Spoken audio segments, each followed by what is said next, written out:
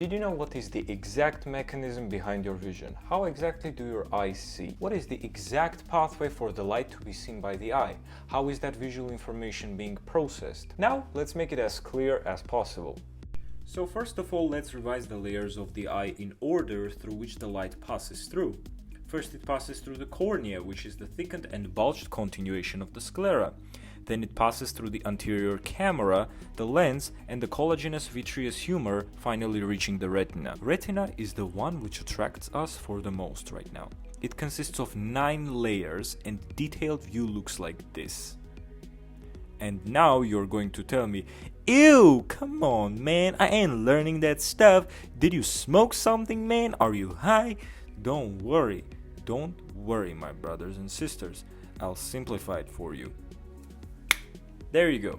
The light bypasses all these mentioned layers of cells and finally reaches the layer of the pigmented cells, which are trapping the incoming light.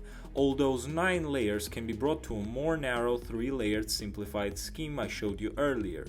The trapped light is then passed to the chemoreceptors. They're cones responsible for the color vision.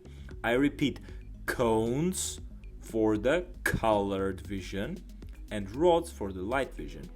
It's an interesting process of how they can convert the incoming light into an electrical impulse, and in my next video will be dedicated to that. After the impulse called action potential formed in the photoreceptors, it is transmitted to the bipolar cells, which are serving as the conductors of the action potential, processors of the received impulse, and pass it to the ganglionic cells, axons of which, when fusing together, form the optic nerve. Eventually, the impulse is reaching the primary visual cortex, afterwards reaching the visual association area. The primary visual cortex and the visual association areas are both located on the occipital lobes, Brodmann areas 17 and 18 respectively. Please remember that all the primary cortexes need to have the association areas. This is just a small reminder from the general neurophysiology. Ending it here, unfortunately, this is in a nutshell how the vision works. There is endless details to go through, but it all matters how you start with the basics.